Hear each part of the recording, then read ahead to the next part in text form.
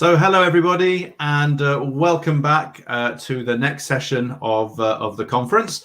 I really hope that everybody had a bit of an opportunity in that break to go and check out the networking area of the platform, and to maybe make some new contacts, or maybe to connect with some old friends as well. So there'll be more of an opportunity to do that later on over the course of the event. So we'll keep you updated on that side as well. So next, on to the next part of the program. So shortly, in about 20 minutes or so, we're going to be moving on to our next panel, to session 2, the session 2 panel. But before that, we're delighted to have the first of our thinking points. So throughout the course of the 3 days, we have a number of esteemed people coming to speak to us from the academic world to talk about various issues related to spectrum management, and to give their thoughts on some of the key thought-provoking issues around some of the topics to be discussed in more detail across the sessions. So it's my honor now to welcome the first of our speakers as part of the Thinking Points, Martin Weiss. So Martin, welcome to you. So Martin is a professor of telecommunications at the University of Pittsburgh, and Martin is going to be giving us a presentation on spectrum governance and talking about what it means to spectrum regulators, especially, I understand, in regard to sharing, supporting innovation, certainty, and investment. So Martin, really looking forward to your intervention. The floor is yours. Actually, before I say that, one thing I should just remind everybody is questions. So Martin is going to be taking questions at the end of his intervention. So please do post any questions that you have via the audience chat, and we'll be putting those to Martin at the end of his presentation. That said, I will now pass you the floor. So Martin, over to you. Thank you very much. First of all, thank you for the opportunity to speak with you. It's really an honor to have been invited and to be among such a distinguished group. I think above all, I'd like to thank Dr. Mohammed Al-Tamimi for sponsoring this event, and all the work that my other friend and colleague from his Pittsburgh days, Dr. Mohammed Al-Tabaidi, who we'll be hearing from in the panel, for his work in organizing the event. Next slide, please. So I want to start with a couple of preliminaries. Next slide, please. So in putting this talk together, I decided to go back to the workshop goals that were published, and this has been mentioned before, so this will be no surprise to anyone. This is a workshop that's focused on the commercial use of spectrum, in particular in promoting a future-oriented spectrum policy. And so, in the future-oriented policy, you were talking about anticipating future needs, engaging with stakeholders, and promoting certainty investment. And so, next slide, please. So I'd like to make a couple of observations to begin with. Again, I'm an academic, and maybe you know these kinds of things. I'm not involved in the day-to-day work of organizing spectrum, but I think it serves as a useful reminder that commercial uses of spectrum are not the only socially valuable uses. I've actually been reminded of this by some of my colleagues that I've been collaborating with lately, who are working in scientific uses and Earth observation uses. There's a lot of social value in these other aspects of spectrum that shouldn't be ignored. Commercial uses need to be considered in the context of these other potentially valuable uses. I noticed in the chat that one of the questions was, well, so how do you measure this value? And that's indeed a huge problem from a practical perspective, especially since some of the scientific uses the value of the scientific uses don't show up sometimes for decades. And so finding the balance between immediate needs and broad needs is one of the big challenges that spectrum managers have to face. The other thing that really struck me was this focus on certainty. Certainty can stimulate investment, but as in business, we are often more interested in predictable risk. I mean, every investment has risk. We know that, and being able to kind of estimate risk, to compute what the risk is what is important for capital investment. The other part of this is explicit risk management. This is something that I'll say a little bit more about this later on. The other thing I would point out, that especially if we're thinking about innovation uses, we have to be careful about certainty, because certainty can often be biased against innovation, especially when there's new entrants involved. Next slide, please. So I want to talk about some intellectual foundations for the way I've been thinking. Again, this may not be news to all of you, but for those of you who don't, maybe it's refreshing, even for those of you who are familiar with this theory, to kind of remember it. Next slide, please. So what I want to do is first kind of go back to situating spectrum as one of the economic goods. I want to talk about localism in spectrum management, and then the idea of coexistence. In fact, looking at listening to the previous presenters and looking at the chat, it's gratifying to see how much localism has been embraced in modern spectrum management. Next slide, please. So this is a taxonomy. Again, those of you who've taken a basic economics course know all of this. This particular taxonomy was taken from the Nobel Prize speech that Professor Elinor Ostrom gave some 10 years ago when she was awarded her prize. So, she basically argued that there are four broad categories of economic goods. I'm not going to go through all of these because I've written about it in other places, but I'm going to argue that spectrum basically fits best the category of common pool goods. And what Professor Ostrom did in her work is that she argued that the management of these kinds of goods is possible without necessarily having a tragedy. So, we're all familiar with the tragedy of the commons, and she basically showed that there are many circumstances in which a tragedy of the commons wasn't necessarily an outcome. Please note, just because we're talking about a common pool doesn't mean we necessarily have to have open access. Those are two somewhat different things. What's important about this is that this way of thinking, this situating the spectrum as a common pool good, means that we have to think more about coexistence of multiple uses rather than exclusive use, and that's a fundamental shift in mindset. Next slide, please. So again, I'm not going to read through this whole slide. I know these are going to be available for you to look at. This again is taken from Professor Ostrom's work, where she argued that she looked at a whole many different existing successful common pool resource systems, and discovered the characteristics that made these successful. And so many of these, such as the scale, we can't have scale that's too large. We can't have scale that's too small. We can't have user populations that are too big. We need institutions that support enforcement. We need government endorsing those, and so on. So these are basic principles that came up. These not every one of these characteristics have to exist in every successful systems, but the preponderance of them do. Okay, next slide, please.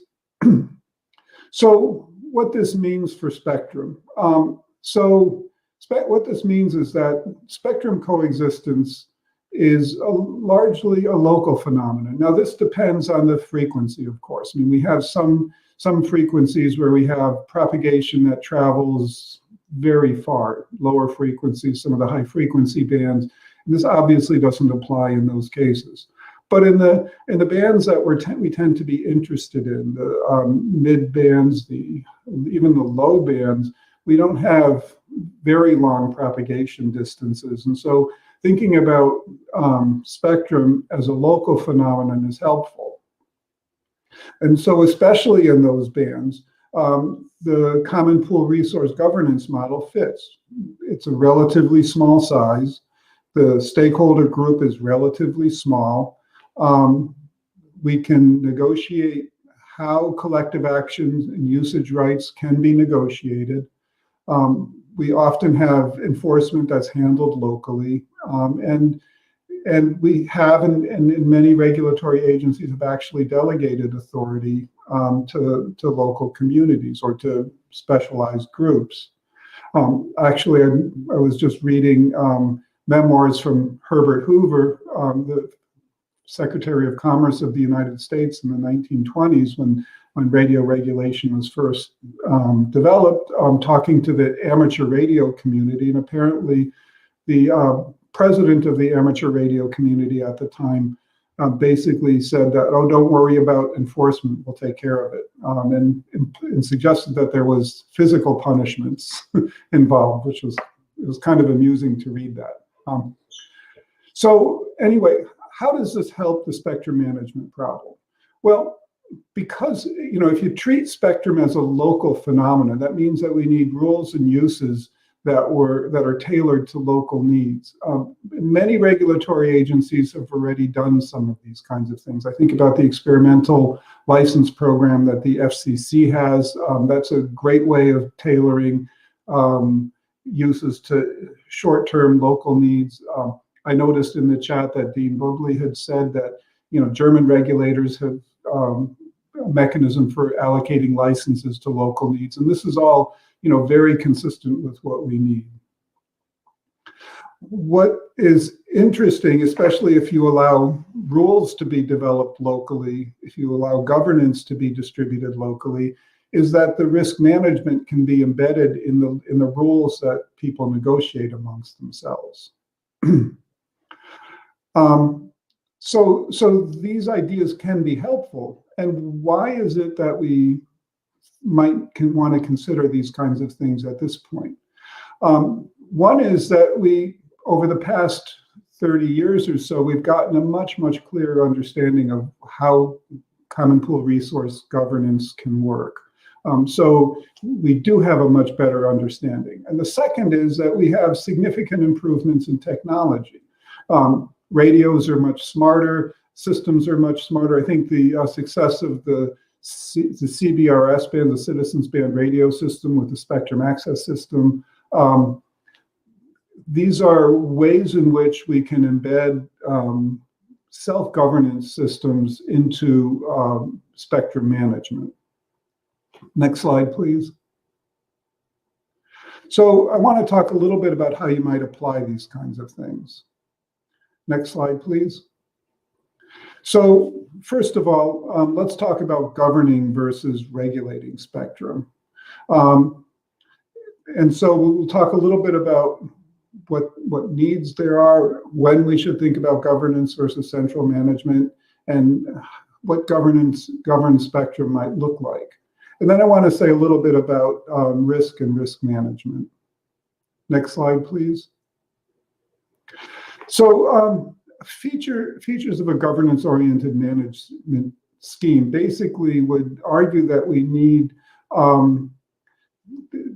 coexistence strategies instead of rules. I think some of the principles behind Wi-Fi, such as listen before talk, that's a coexistence strategy. That's the kind of governance mechanism that is different than specifying exactly how radios need to work. Instead of prescribing rules, we end up providing guidance for local authorities on how to manage their spectrum. And authorities may not be government authorities, they may be coalitions of users, they may be private groups. They may also help us with coexistence algorithms for radio systems. The other big issue is in enforcement and adjudication. We often think about rogue actors and radio pirates, when we think about enforcement, those are necessarily one-off events. Many of our events are oriented towards dealing with normal operations. When we have coexistence, we're going to have more local interference events. Next slide, please. So how does this help innovation? So instead of, so incremental or sustaining innovations that were developed by Clayton Christensen works within the rules. If we want to have disruptive information, we may need changes to the systems. And this is where some of these kinds of governance schemes might take place. And if we allow for more local autonomy, we may end up being able to have radical, kind of transformational changes. Next slide, please. I want to say a little bit more about risk management. So again, as I said, every investment has risks. Can we make these risks computable? Can we have managed risks? And I guess the question I would pose to the workshop is, should spectrum management be at all concerned with risk management? Should this be a risk management mechanism? And if you're going to have it as a risk management mechanism, for whom? Who should be the beneficiaries? Whose risk should be lower and whose risk should be higher? And how do you how do you distribute the costs and benefits among the stakeholders? Next slide, please. Next slide, please. So I want to wrap it up. I know I'm running a little bit longer than I expected to. So I've claimed that spectrum has characteristics of common pool resource systems. This means that we're going to be thinking about a transition towards coexistence rather than separation. Many of these things are happening already in communication, in regulatory authorities. And I think there are gains from supporting local governance versus central regulations. Again, we just finished talking about risks and risk management. That's another important piece. And next slide, please. And with that, I would like to open this to questions and discussion. Martin, thank you so much, and a fascinating presentation. So thank you so much for that. Really do appreciate that. And I can see we do have a number of questions already coming in for the audience. So we have a couple of minutes left for questions. So maybe let's go straight into some of those. So the first two questions that we have actually both refer to harmonization and looking at that side of things. So maybe we can take those two together. So Paolo Balduini from Abbott asks about how you see the harmonization of spectrum taking into account different social and economic conditions of countries. And the second question we have from Kur Akue from NCA asks, what are the globally harmonized bands based on the consensus that suits deployment of IMT, which addresses compliance and standardization? So any initial thoughts on that and on the harmonization issue? Right, so harmonization is, I think it's important especially for promoting interoperability between systems. So, if you treat spectrum as a local phenomenon, and you design systems that are specific to local conditions, it's, we know that people move, people are mobile, at least in non-COVID times, I should say, people are mobile. And so they want to be able to use their systems in different localities. So for those purposes, harmonization is important. But what coexistence suggests, and this more of a governance-oriented approach suggests, is that rather than being overly specific with determining what exactly has to be harmonized, if you can come up with general principles for how systems should operate and how systems ought to interoperate with each other rather than being overly specific, that gives local authorities some freedom. Again, I think we have to rely on some of the advances in technology with intelligent radios, software-defined radios. That gives us a considerable degree of freedom in terms of designing new approaches that allow both interoperability as well as some local determination. Perfect, Martin. Thank you so much. And maybe time just for one more question. So we have a question in from Ibrahim Al-Hawas from CITC, who talks more, I suppose, about the socioeconomic value of spectrum. So he asks, what is the best approach in order for different entities to come up with the most innovative use of spectrum, not only for the commercial, but more for users as benefiting the society as a whole? So any thoughts on that? That's a tough one. You know, it's something that that economists have been studying for a long time. And if I had a magic answer for that, I would be either in public service or in a consulting company. So value is not just economic value, right? There's social value. So how much value do we get from understanding the structure of black holes, which we might get from scientific uses of spectrum? That's a much more difficult question to answer. That may have economic benefits down the line, but mostly benefits our understanding of the universe. So I don't have a good answer for that, unfortunately.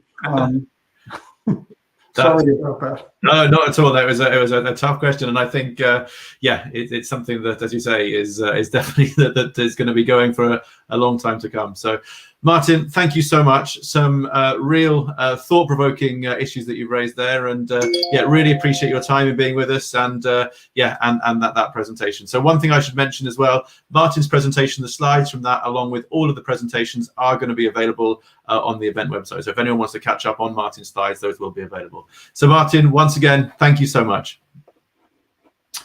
So next, we are now moving on to the next panel, so panel 2 at the conference. So we're now going to be moving the focus onto looking at developing a sustainable national spectrum strategy and meeting the demands of all sectors and radio services. So again, we have a fantastic panel with us to discuss these issues. So without further ado, I would now like to welcome to the stage Hans Ihler from NERA. So Hans, welcome. And I'll pass over to you in just a second. Before I do, just a reminder to everybody out there, please do continue to put your questions in the chat using the area on the right-hand side of your screen.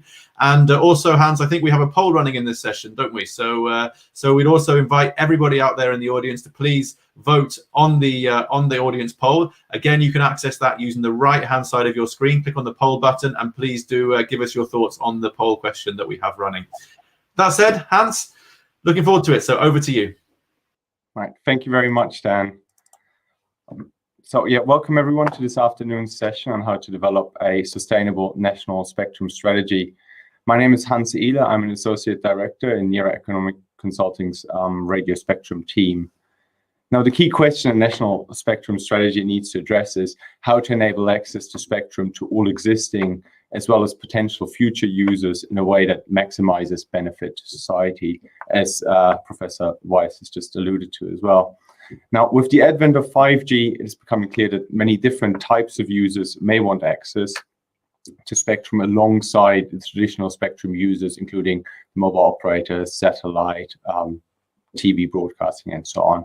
So how do we ensure that future spectrum needs of all potential users can be met, and to make it as easy as possible for everyone to access the spectrum that they need? At the same time, I think we also need to acknowledge that some of these innovative future use cases are uncertain, and so we need a spectrum strategy that is future-proof and flexible enough to be able to deal with changes in demand by, for example, enabling sharing, but also by letting market forces help determine potential reallocations of spectrum. Now, I'm delighted to be joined here today by an excellent panel of speakers, both from the CITC in Saudi Arabia, as well as other regulators around the world, to discuss these issues and give us their perspective. Each panelist will make some introductory remarks first, and will then launch into a panel discussion.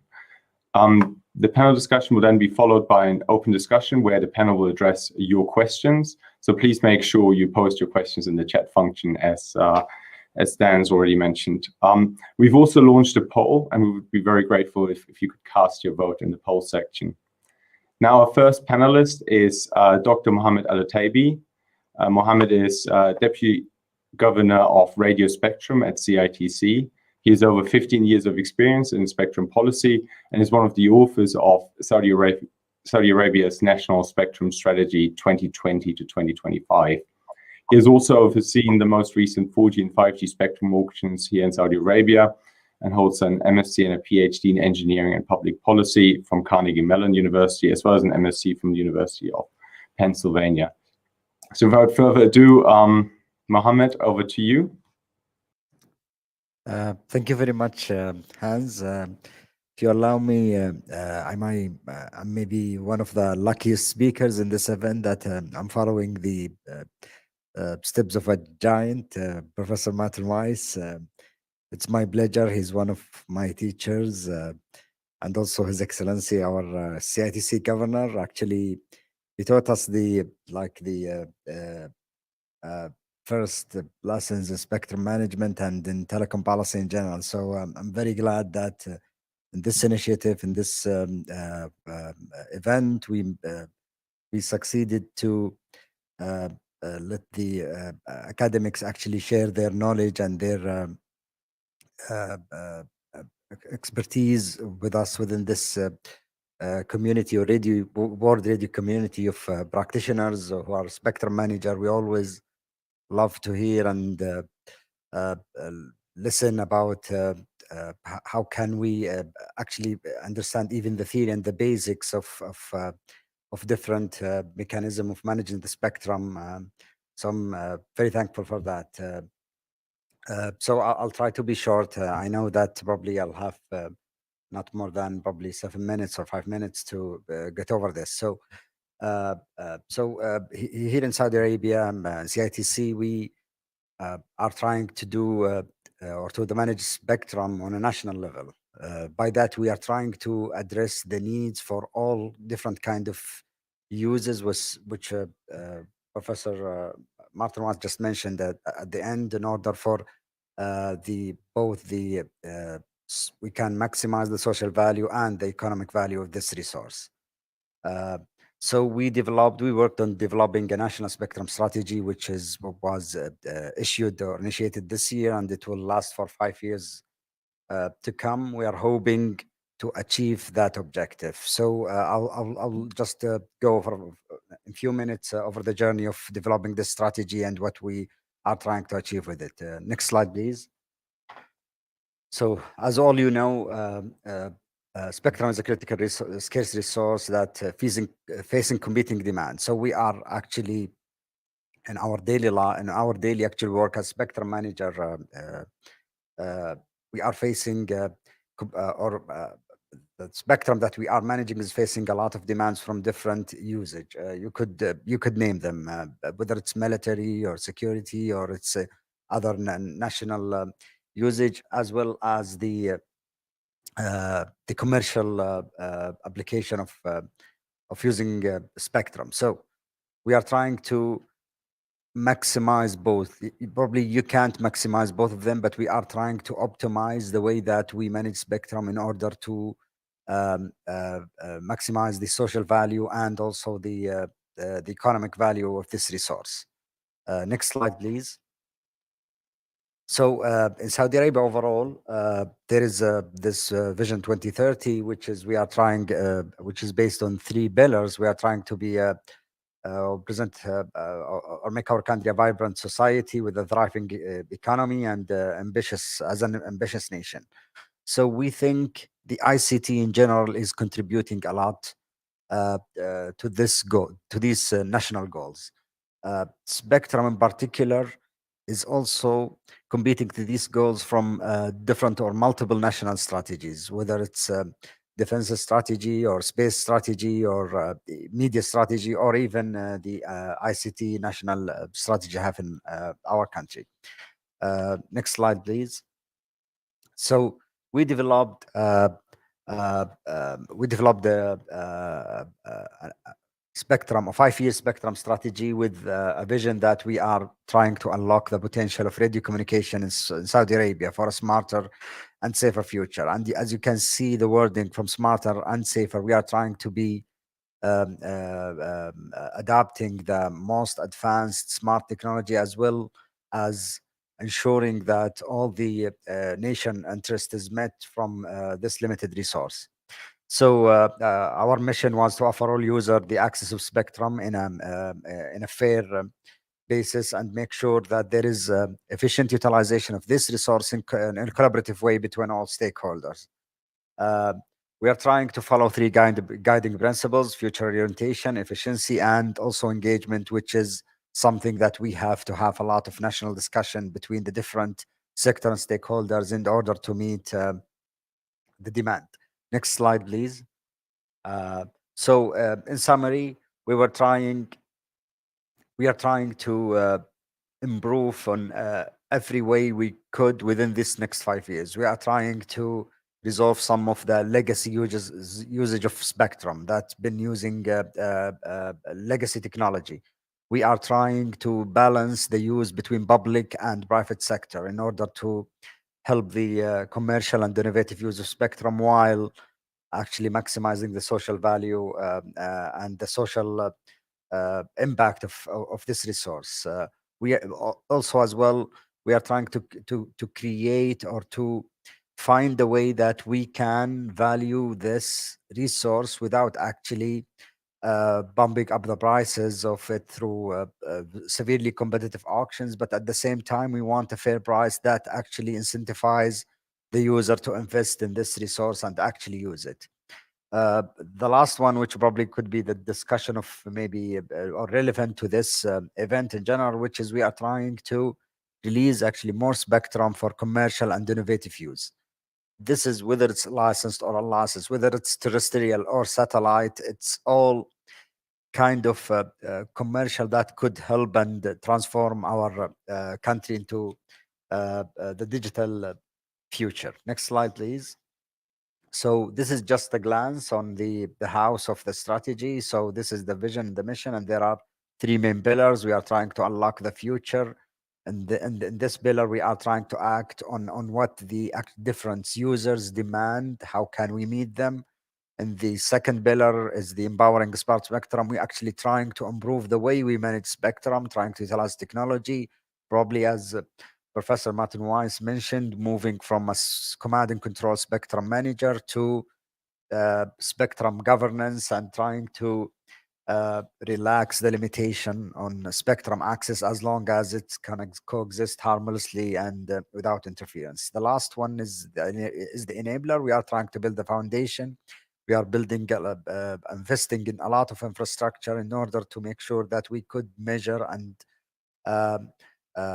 monitor the use of spectrum, understand the different usage, ensure that there is utilization and resolving any issues that prevent that. Next slide, please.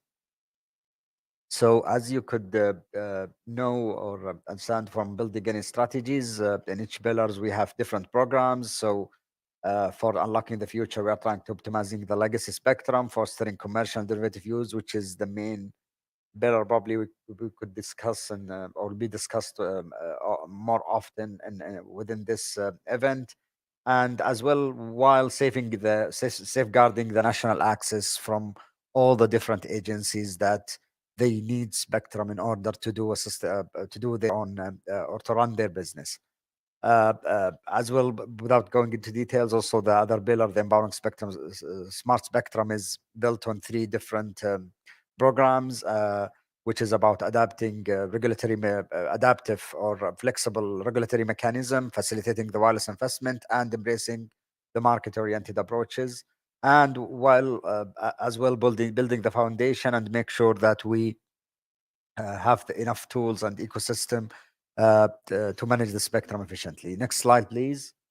So this is the kind of initiative that will be discussed or where this event comes from. So we are trying to empower not only 5G deployment, but what we mean by 5G plus is what comes beyond that, whether it's terrestrial surface, whether it's space services, whether it's licensed or unlicensed, whether actually it's what we call it the standard 5G technology or some other technologies that will coexist. We think that wireless technologies in the future that will be somehow integrated with each other. We know that for a fact that there will be more demand coming on the way, and we have to find ways in order to make the spectrum accessible for all these different usage. Without going into detail in this slide, maybe I'll go to the next, please. So we are hoping, what the implication that we are hoping to achieve from this strategy is that we are trying to rethink the way that we license spectrum, our policies and process. Also trying to have a forward-looking policies and regulation, and accelerate the support of refarming spectrum instead of the old mechanism that's been run when we manage spectrum in the past. We are trying to anticipate the future trend and make sure that we make available supply to the upcoming demands. Even if we don't know what the demand is, we could anticipate through actually working closely with all stakeholders. Next slide, please. So as probably I mentioned or said a few times during this presentation, we are trying to realize the economic and social potential of this resource, enforce safe and secure national communication, and ensure timely access to spectrum for all users when they need it, and improve our country's competitiveness on wireless technologies, and to foster the spectrum innovation across all sectors, and improve the way we use it. With this, I think I'll end my presentation. Sorry for taking a little bit too long. The floor's yours, Hans. Thanks. No problem at all. Thank you very much, Mohammed, for this overview of Saudi Arabia's national spectrum strategy. You have set some very ambitious targets for the next 5 years, and I hope we can pick up again on some of the initiatives that you're planning in the panel discussion later. But let's move on to our next panelist now. Next panelist is Dr. Bo Andersson. Bo is Chief Economist at the Swedish Post and Telecom Authority, PTS. He has more than 20 years of experience working in infrastructure industries and holds a PhD in economics from Stockholm School of Economics. So Bo, the floor is yours. Well, thank you very much, Hans, and good afternoon and good evening and perhaps good morning to everyone. It's a pleasure to be here, and I'll thank you, the organizers and the hosts, for the invitation to be part of this interesting and fascinating conference and of course this panel. I think the main question here that we have in this panel, developing a sustainable national spectrum strategy and then meeting the demand of all sectors and radio services. I would say, from my perspective, that really is a key issue for any national spectrum manager. And what part of my work has been to be involved in as part of PTS, to be part of the RSPG, the Radio Spectrum Policy Group, which is, for you who don't know it, it's a high-level advisory group that assists the European Commission in the development of radio spectrum policy. And here we bring together all Europe's national spectrum managers. And in its work, it adopts opinions, position papers, and reports, as well as other statements. And I've been the co-chair of the RSPG 5G working group for a few years. And in that work, we've been, I think, part of it been aiming at meeting the demand of all sectors moving forward into 5G. And in doing that, we've been issuing an opinions that have been pointing at 3 different bands, both a low band, a mid band, and a high band, as a way of meeting demands of all sectors here. So it's among the existing bands, it's on particular focus on bands below 1 gigahertz, and that this will help them to enable the coverage of 5G in all areas. And what we have been pointing out is then the 700 megahertz, and then the high band to give ultra high capacity for all the innovative new services that have a possibility to develop through 5G, which is in our case then the 26 gigahertz we've been pointing out. And the primary band then, which will bring the necessary capacity in more densely populated areas, the 3.4 to 3.8 gigahertz. And having this in place is not the same as having it out there, because now it's of course important to make this happen and have the awards of spectrum in all countries going on. And the work that we are doing is not ending there as well. We're looking at best practices in doing this, and we're also looking at considering additional spectrum, as well as what we need to have as a necessity to make certain amount of harmonized spectrum available in the future, looking beyond 2020 and more looking into 2025, 2030 in this. But then coming back to the meeting the demand of all sectors. I mean, it's really also a question of what all sectors are. And I think here the demand is developing. And it's also important not to only look at demand, but also look at supply. You have to look at both supply and demand for spectrum here. And given if you're looking at the move into 5G, there is, of course, on the demand side, focus on new possible applications in different ways. You have new possibilities for industrial applications, different type of verticals moving in and having their needs for new types of levels of quality and connectivity. And of course, here you have a challenge that is to identify needs of different types of industries that have not maybe been present in this market before in the same way as earlier.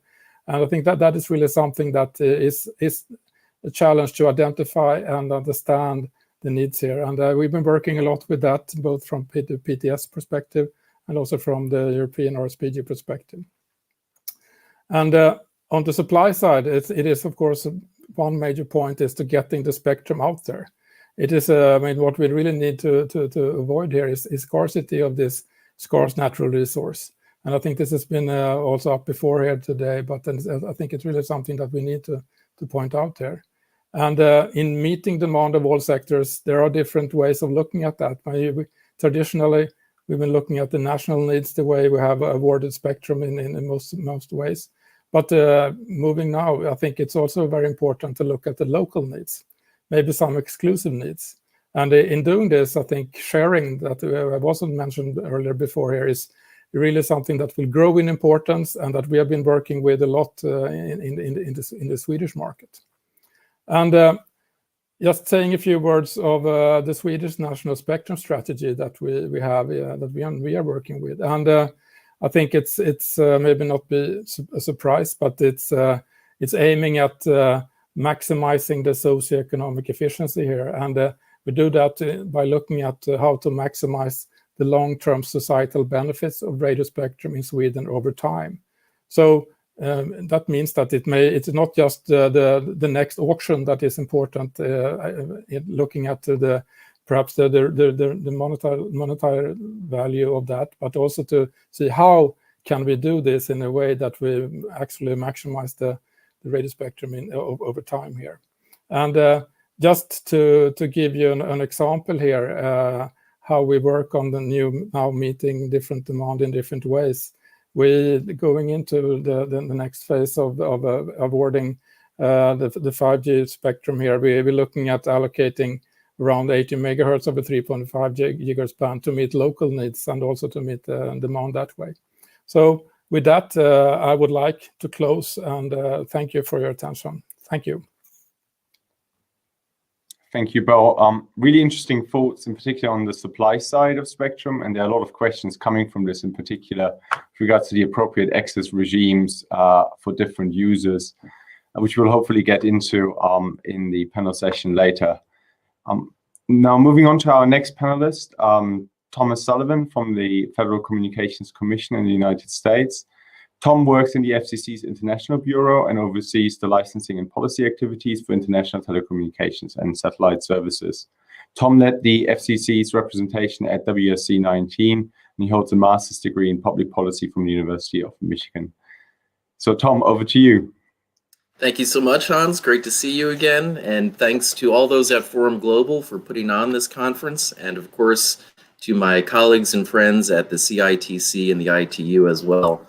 It's difficult to imagine that just over 1 year ago, we were, many of us, looking at the people who are online right now, were gathered together in Egypt, working on the WRC-19, and we're already actively starting work on WRC-23.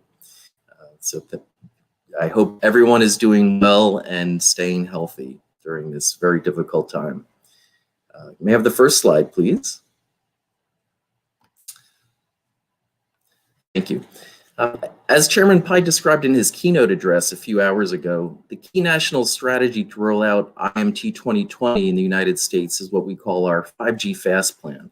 And this comprehensive strategy has three key components. First, freeing up spectrum for commercial use. Then, promoting wireless infrastructure so that spectrum can be deployed quickly and cost effectively. And the third prong is modernizing our regulations to encourage deployment of fiber, which will be needed to carry the wireless data that 5G will be creating into the core of the network.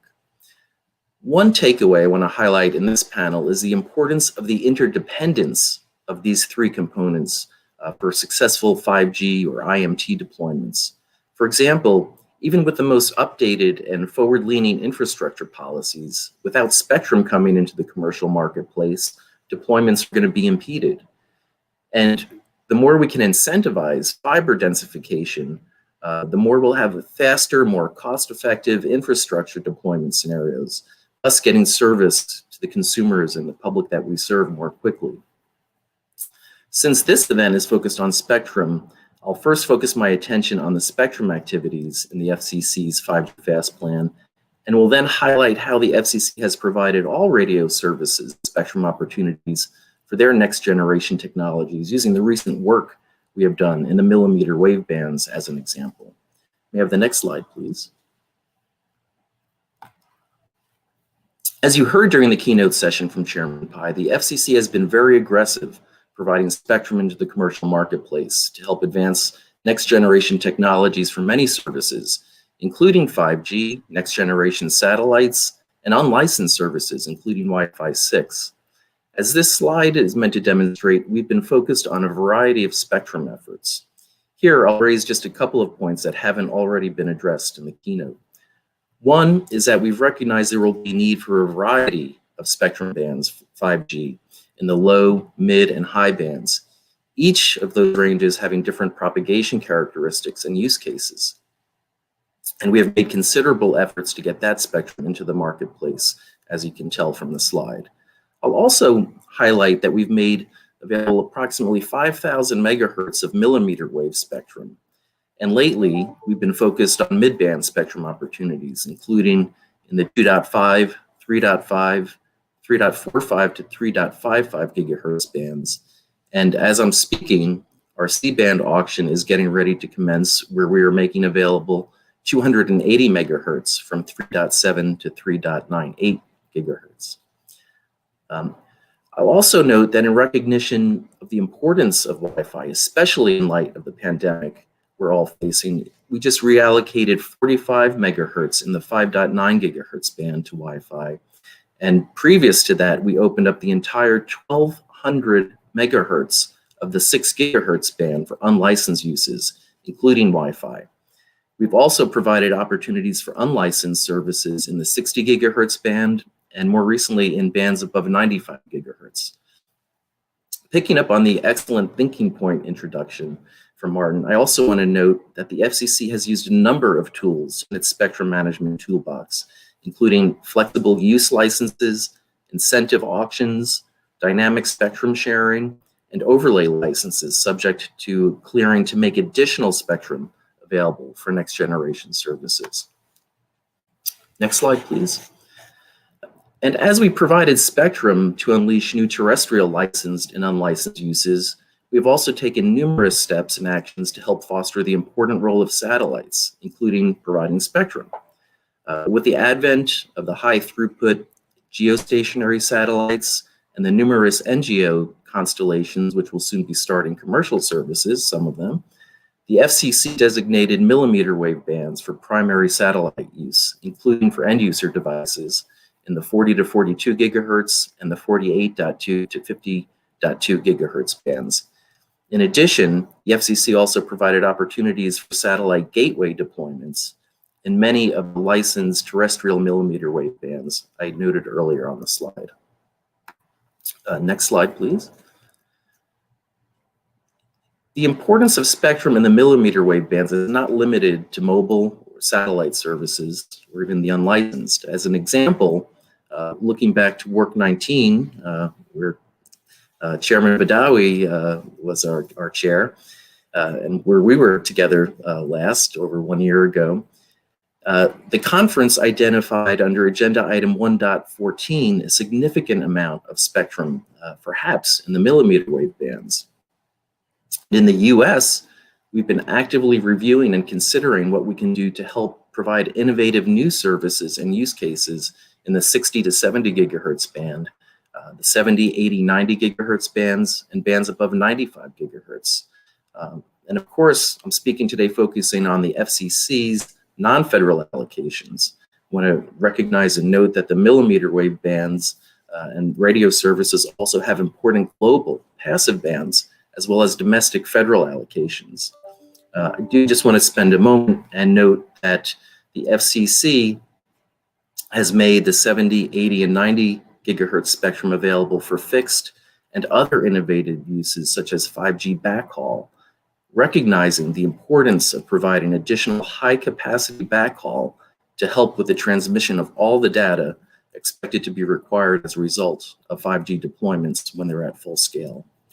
And also in this band, in June of this year, the FCC initiated a new consultation to make more efficient use of these additional millimeter wave bands, including providing the wireless backhaul for 5G, as I noted, but also potential deployments of broadband services to aircraft and ships, and including other services to HAPS or HAPS-like proponents as well. And on the next slide, here I just wanted to note that in our consultation known as Spectrum Horizons, the FCC took steps to provide opportunities for innovators and experimenters to develop new equipment and applications for spectrum between 95 gigahertz and 3 terahertz, frequencies that only recently have become well suited for the development and deployment of new active communications and applications. Here, the Commission adopted rules for a new class of experimental licenses available for the spectrum above 95 gigahertz to provide increased flexibility in that band. And with that, I will conclude, and I look forward to the discussion. Thank you. Thank you, Tom, for this overview of the spectrum aspects of the FCC's 5G Fast Plan. I mean, the FCC has certainly been at the forefront of making millimeter wave spectrum available and also releasing spectrum on a license exempt basis. So we'll hopefully come back to the 6 gigahertz band in the panel discussion later. Let's keep the momentum going. Our final panelist is Dr. Amar Badawi. Amar was the chairman of WRC 19 and the executive president of the National Telecom Regulatory Authority, Egypt. He is a PhD in electrical and electronics engineering from Stanford University. So Amar, over to you. Okay, thank you, Hans. It's really my pleasure to be here today and talking to a lot of colleagues and friends whom I have worked with last year for almost a month, where we had, I think, a very good WRC 19, which succeeded because of the good cooperation between all stakeholders in the conference. And listening today to all the esteemed regulators who have spoken before me, I can see that the regulators are endorsing this spirit of cooperation, and I hope it continues on until WRC 23 and beyond, and because it will definitely help improve the situation, especially in unconnected countries. The world really needs to maximize the use of radio spectrum to accelerate the rollout of affordable connectivity and enable both urban and rural areas to realize the many benefits of digital technologies. Even today, more than 40% of the world's people are not online, limiting their ability to participate in the growing digital economy and adjust to the COVID-19 pandemic, which requires vital services to be delivered online. And to address this digital divide, policymakers need a new approach to spectrum management focused on maximizing the usage of this valuable natural resource in partnership with all service providers. Regulators need to customize their plans for the best use of the different technologies, current and future, in order to ensure providing best broadband connectivity to all entities in their countries. Bridging the digital divide requires the intelligent and efficient use of all different wireless communications technologies. This can be achieved by integration of such technologies to reach this goal in the shortest time and with minimum cost. Actually, if we look at different technologies, we can see that the IMT is really now, with represented in 5G, is the backbone of the modern technology for maybe the next 5 to 10 years. And there are other technologies that will help enhance the value of 5G. And I'm going to focus on these technologies because 5G has been covered by my colleagues before me. So by opening up more frequencies to lightly licensed and unlicensed options, the regulators could make it much easier for players across the digital ecosystem to work together to extend connectivity. If large amounts of spectrum could be accessed on a flexible basis, businesses, individuals, and communities could harness the best combination of wireless and mobile services to meet their needs. Prime spectrum bands could be used efficiently by a combination of 4G, 5G, satellite services, and Wi-Fi in both urban and rural areas. In many countries, there is an urgent need for more licensed exempt spectrum to support Wi-Fi, which is playing a pivotal role in delivering vital connectivity, particularly in homes, online education and telemedicine, and healthcare. Quality can be greatly enhanced by providing faster and affordable connections to all citizens and professionals. Wi-Fi contributes about 1.82 trillion euros to the global economy each year, and we can't take it for granted. Wi-Fi networks are increasingly congested as demand for connectivity rises exponentially. This new spectrum will enable these countries to take full advantage of a new generation of Wi-Fi 6, which provides enhanced performance features such as gigabit speeds and ultra-low latency. But Wi-Fi, of course, is just part of the connectivity puzzle. Wi-Fi, of course, depends on either mobile or fixed broadband connectivity. They complement each other. It can be expensive to extend fixed or mobile networks to serve rural communities, so we need to think creatively about how to bring broadband to everyone, no matter where they live. A novel way to meet the growing demand for mobile broadband in underserved areas is to use base stations operating in the stratosphere, about 20 kilometers above the Earth's surface, known as high-altitude IMT base stations, or HIBs. This approach could be used to deliver connectivity directly to end users' devices without requiring any extra spectrum bands to be allocated to it. Also, constellations of LEO satellites provide a great promise to give high-speed services to every point on Earth at a reasonable cost, complementing the terrestrial means of communications. But as with Wi-Fi, HIBS can only fulfill its potential if it has access to sufficient spectrum, and to that end, WRC 23 Agenda Item 1.4 will consider allowing HIBS to use the IMT bands below 2.7 gigahertz to provide IMT services to existing end-user equipment and complement the coverage provided by terrestrial IMT networks. With access to this spectrum, HIBS could greatly extend 4G and 5G mobile coverage, enabling a wide range of Internet of Things application and providing services quickly and reasonably inexpensive to rural areas everywhere in the world. And to conclude, these exciting technologies, such as Wi-Fi 6, LEO satellites, and HIBS, have the potential to bring much better broadband to people in both cities and rural areas. But realizing that the potential will depend on policymakers making the necessary spectrum available in a timely fashion. A proactive spectrum policy can help to ensure this precious resource does not lie idle. For example, regulators could introduce use it or share it clauses and universal coverage requirements into the appropriate licenses. The regulators could also collect and publish comprehensive information on spectrum usage to create greater transparency around how this valuable resource is being harnessed.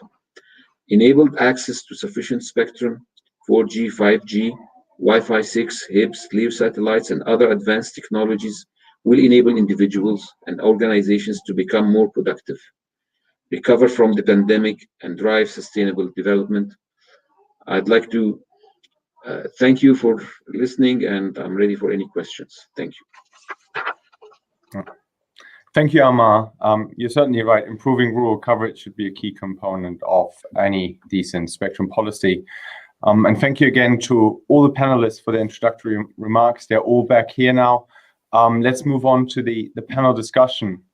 The first question I have is for Mohammed and the panel as well. And it sort of ties in with some of the questions that we've received as well.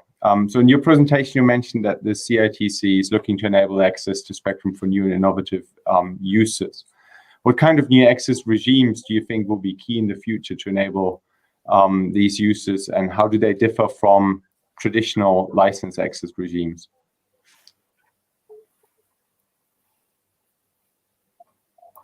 Maybe Mohammed, if you can start, and then I'll ask the panelists. Yeah. So I'll just briefly answer that. I don't think there is one unique or one specific way of licensing spectrum is the way. I think today the exclusive licensing regime is the dominant one where the players can put a lot of investments. I don't think this could be the way to go forward as more technology and more demand and more devices are being connected and dependent on wireless connections.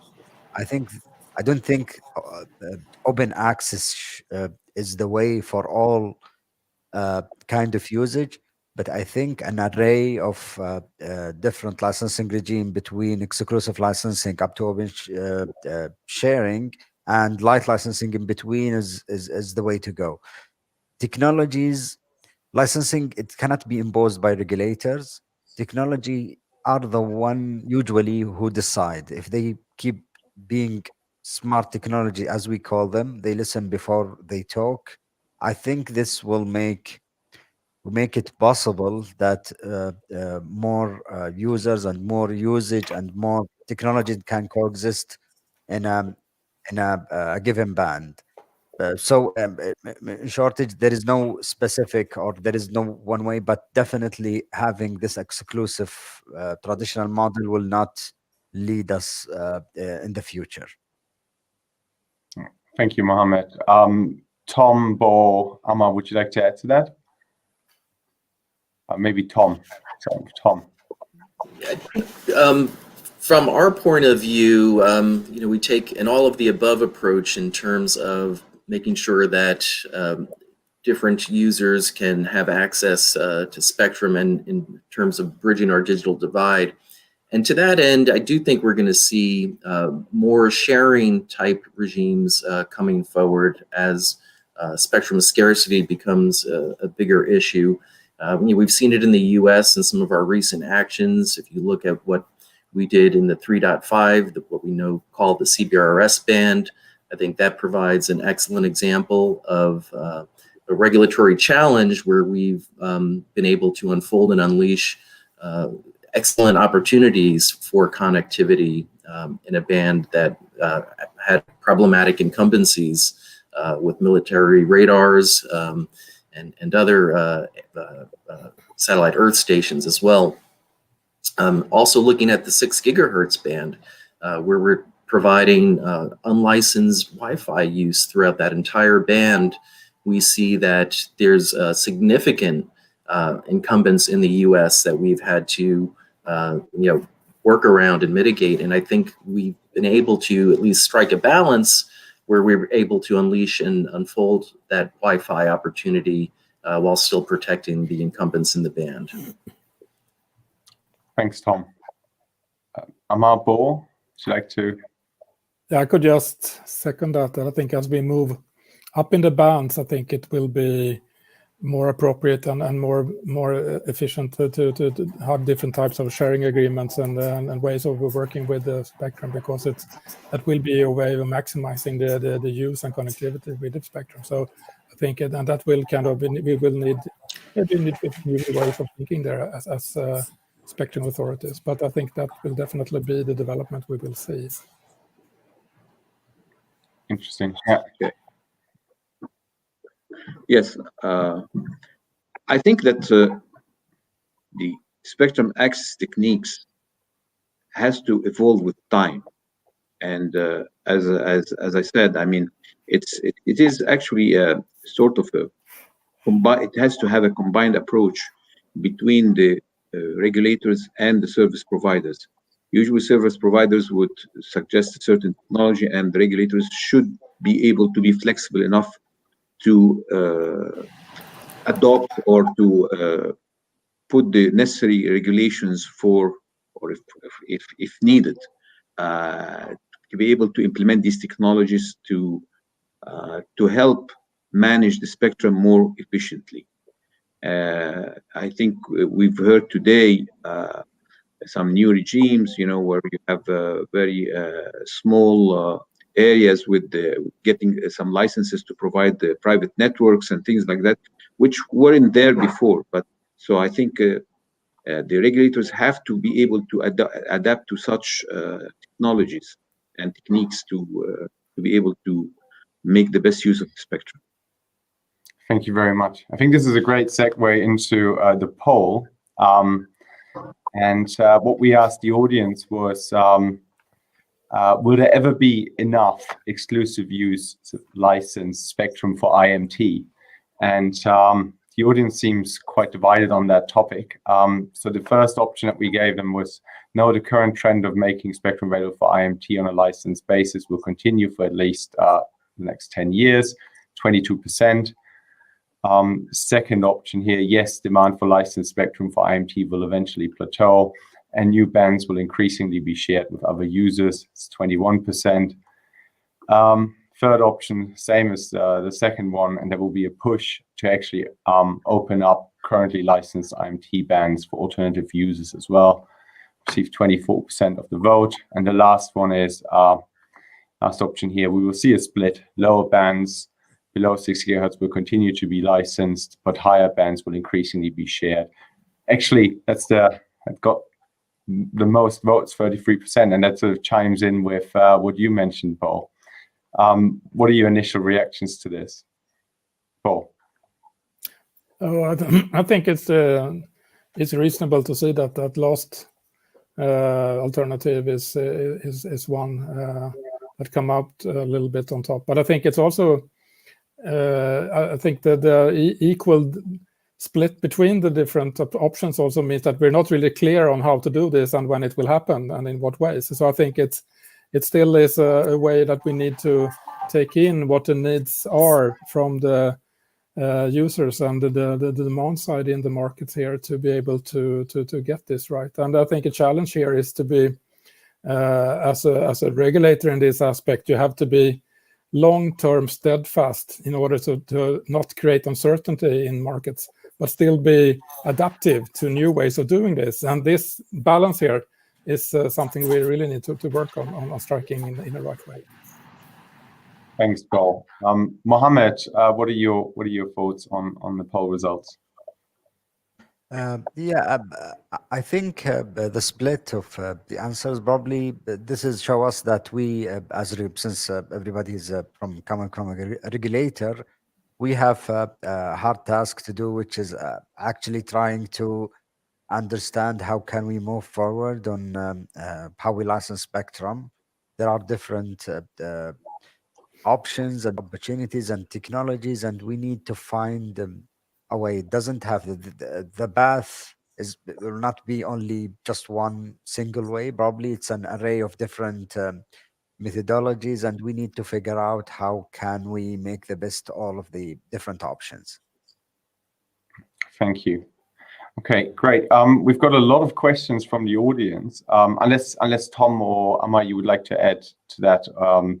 Okay, great. Now let's move on to the questions that we've got from the audience. First one is for Tom, and it's on the 6 GHz band, something that I wanted to ask as well. And that is, you know, a spectrum strategy requires balancing different demands. And in the 6 GHz band, obviously, that band is going to be important for Wi-Fi 6E, and the entire range is going to be supported in devices.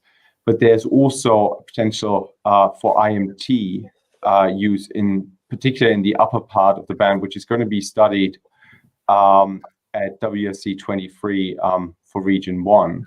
So how did the FCC decide on the allocation in that band when it did? And that's a question we received from Mustafa Abdel Hafiz Vidat Tala. So over to you, Tom. Yeah, thank you for that. It's interesting because as we were doing our consultation on this band, it was coinciding with the WARC 19 discussions for the future IMT agenda items, of which the 6 GHz band was one of those that was under consideration. And I think at that point, it was very clear that we wanted to provide opportunities for Wi-Fi and Wi-Fi 6, seeing the importance that it has played, at least in the US, over the past several years. We've seen the amount of traffic that's being put forward into the Wi-Fi networks increase significantly. And we also have looked at the benefits of what Wi-Fi 6 can bring.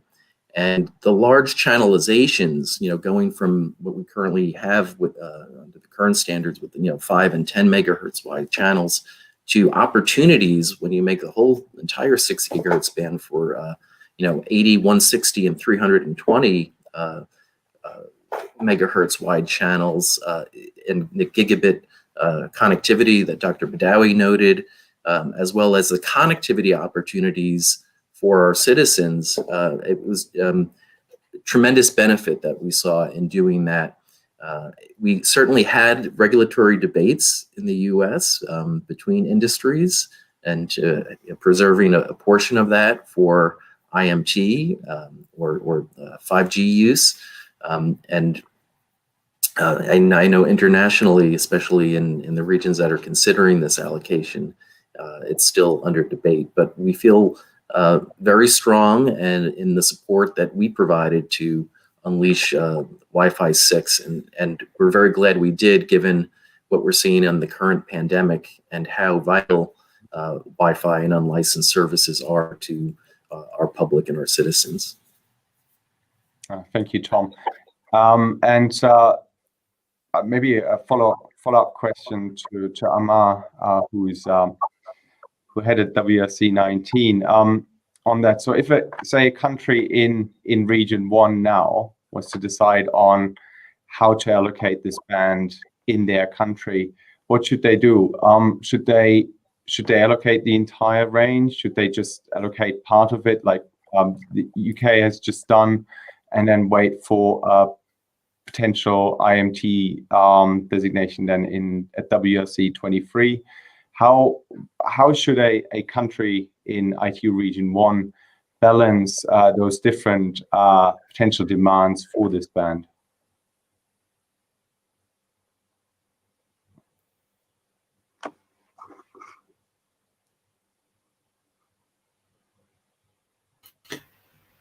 Amir, I think you can, yeah.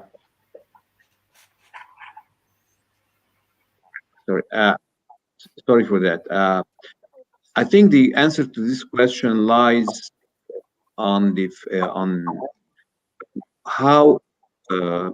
utilization of the current spectrum allocated to IMT. how much of it is already used. And in countries in region 1, I'm going to talk about maybe the Africa and Middle East. I think the utilization is not that high yet. So definitely with the COVID-19 situation, the requirement for high-speed broadband networks has increased tremendously, and the newer Wi-Fi technologies would definitely provide much better speeds. So if I was still a regulator, I think my answer would be is to maybe start using the lower 6 gigahertz band and study the upper band and see how the technology develops. Because it's important to be able to utilize the economies of scale. That if I know that at least 6 or 7 countries already have adopted 6 gigahertz for Wi-Fi, and with a huge number of devices being manufactured, the cost of providing high-speed connectivity to schools or to hospitals or to public service areas would definitely be less than using other technologies, at least at the moment. Comes WRC 23 with the studies. I think everybody would take decision at that point, because if you go and limit the band to a certain technology, then you can't open it again. But now it's still unlicensed. Then if we need to license it in the future, still it is available for other technologies, be it IMT or other technologies. Interesting. Thank you. Now, another question we received is one from Mohammed, but I'd like Bo's reaction to that as well once Mohammed's commented on it. So, what are CITC's approaches to anticipate future spectrum demands for all users besides telecommunication providers? Question from Wael Al-Jawaiza.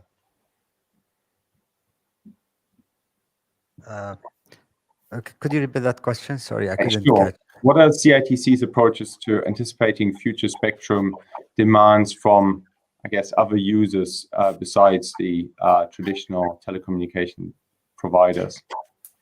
Yeah, actually, we are trying to be kind of planning to the future ahead, a little bit ahead. Some of the users outside of the ICT industry, they are not as well developed in utilizing the spectrum, understanding their needs. They have some use cases that they need somebody to meet, but they are unsure or unaware of what spectrum should be used, or how much spectrum should they utilize it themselves, should it be through a service provider. So we are trying to explore that with the verticals directly. We are talking to everybody, all the different sectors and industry within the country, in order to make sure that we understand, so that when we release the spectrum, whether it being through obligation that we put some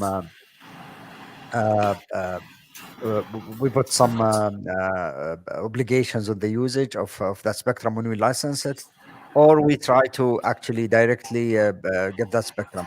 This is not only for the, I would say, fixed and mobile radio services, as well as some other kind of different radio services. So this is probably in brief. Okay, great, thank you. And Bo, you mentioned something along these lines in your presentation at the beginning. So what are potential approaches that either used at the EU level or that PTS uses to determine that kind of demand that is obviously nascent at this stage? Thank you. Yes, I think it's along the lines of what we just heard. It's a way of identifying and understanding what the use cases are and what the needs are of this new potential users, and that's then from our perspective to be the enabler then of being able to get these use cases in a good way. And but it's still some ways to go in different areas to get the use cases to be business cases, where you actually can get it as a market situation, because you have different needs. Maybe you would like to control if it's a local network entirely on your own within the factory, for example, it's to be a private network. Or maybe you would like not to be in charge of it on your own. You would like to get something like a traditional mobile operator to give you the services, or maybe something in between that you would have like a hybrid solution. So what we do are to try to get the possibilities of when we then award new frequencies, because in this sense this is in the higher frequency bands from our perspective primarily, and that we have not yet issued for this. We try to get this into the awarding mechanisms to make it possible and to do this, basically. Great. Thank you very much. We're out. Yeah, time is up. Unfortunately, we're out of time. Thank you again for joining us. Thank you for your valuable contributions today. Really appreciate it. And it was a very great discussion, and I hope we've answered all the questions that came our way. And yeah, thank you again. Hans, thank you very much. And again, thank you to all of our panelists. And yeah, absolutely echo that. A fantastic discussion, fascinating discussion. And yeah, I think you did do a very good job of answering the questions that came in. So thank you all very much. Another great panel. So thank you. So next, we now actually have another short break. So time to take breath and to take 20 minutes or so to go and have a quick break before we come back with our final two sessions of the day and our final keynote presentation. So we are going to be back here at around about 6:30, and again, that's local time in Saudi Arabia. So our next session is going to be session 3, which is going to be looking at spectrum exclusive and open access. And we then follow that up with session 4, looking at spectrum usage and property rights, before we wrap up today with a second keynote presentation of the day, that from Martin Cave, who's chairman of the UK Gas and Electricity Market Authority. So please do make sure you're back here in around about 17 minutes or so now, I can see from the clock, and that'll be back here on the main stage. In the meantime, once again, thank you so much to Hans and to all of our panelists in that session. And as I said, we'll see you back here for the next session very shortly. Thank you, everyone.